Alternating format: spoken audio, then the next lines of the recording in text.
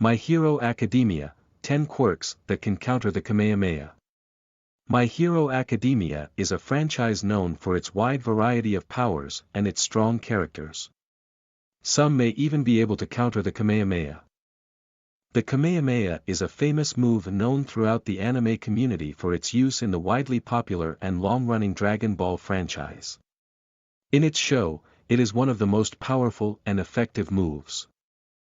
However, other shonen anime moves can rival the power of the Kamehameha. My Hero Academia is a franchise known for its wide variety of powers and its strong characters. Some may even be able to combat the Kamehameha. There are many quirks that are most likely to be able to counter a move as formidable and time-tested as Dragon Ball's Kamehameha. 10. Lemillion's quirk can simply dodge the Kamehameha. When Mirio Togata still had his permeation quirk before losing it trying to save Eri, he was considered one of the strongest students at UA and one of the big three at the school. His ability, called permeation, allowed him to pass through objects and basically make his body intangible. Using a quirk like permeation would allow Mirio to simply render the Kamehameha unable to hit him. This quirk was extremely useful in My Hero Academia, and only villains who are willing to do the worst and be creative could touch Mirio. 9. One for All can blast through any barrier. One for All not only gives the user super strength and speed, but it also stores vast quantities of energy and allows the user to concentrate it in parts of their body. While this takes a lot of practice and is extremely taxing on the body, few enemies can go head-to-head with this quirk. If Midoriya were to use enough energy, it is not inconceivable that he could blast right through the Kamehameha using concentrated energy. It is even possible that he could flick enough air to diffuse it. 8. The invisibility quirk can help the target avoid the attack. While the invisibility quirk will not necessarily guarantee the hero a victory, it would definitely make someone using the Kamehameha have a hard time. Since the Kamehameha is a blast of energy, one has to aim it, and it is hard to aim at something one cannot see.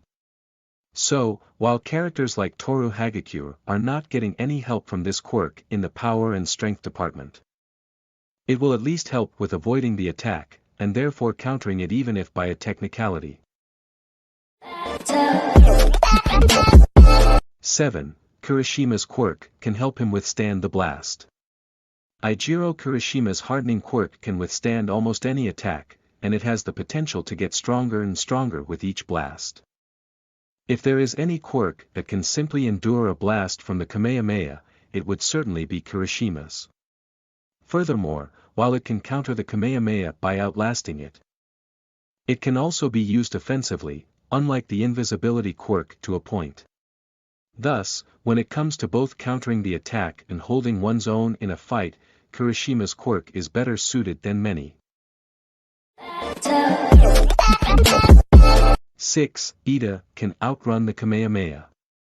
Tenya Ida, also known by his hero name, Ingenium, can also counter the Kamehameha by avoiding the attack altogether using the engine quirk. Known for his super speed, Ida can render himself virtually impossible to hit. If the Kamehameha cannot lock on target, it can't win. While Ida's quirk is not the most ideal for close combat, providing enough speed behind any attack can certainly pack a punch. So, while it can avoid the blast, it can also keep up in a fight, something that the invisibility quirk cannot claim. 5. Half cold half hot can block counter. Using great walls of ice to block and travel quickly, and relying on strong blasts of fire, Shoto Todoroki's half-cold half-hot quirk can provide a versatile counter-assault with optimal offense and defense. The Kamehameha is undoubtedly powerful, but it is limited to its aim. Shoto Todoroki can turn up the heat and disable the opponent while blocking the blast with an instantly summoned thick sheet of ice. This quirk has an excellent balance of speed, power, and defensive capabilities that make Todoroki a difficult opponent for anyone. 4. Bakugo's explosive quirk can boost him out of the way blast back. Similar to Shoto Todoroki's half-hot portion of his dual-natured quirk, Katsuki Bakugo's explosive abilities can provide speed and power. His quirk is so formidable because its raw power provides an offensive skill that no other in UA compares to, except for One for All, perhaps. With the jet-boosted speed Bakugo gets from his quirk, he can maneuver in and out of the Kamehameha's range of effect, and with an explosive assault, it can incapacitate the user. Even if the Kamehameha were to directly collide with one of Bakugo's explosions, they may cancel out in a violent blast. 3. Eri's quirk can rewind the situation. Eri's rewind quirk is a mystery in and of itself. The full ramifications for what it can do are not yet understood. Still, it would be an extremely useful quirk when fighting someone like Goku. If she could touch Goku, not only could she rewind the Kamehameha, but she could also rewind Goku's entire body and revert him to a time when he was virtually powerless. Although getting close to Goku would be quite tough for a young girl like Eri, and it is hard to see her ever going all out in a fight, especially when she doesn't have complete control over the ability. 2. A quirk that can teleport is slippery useful.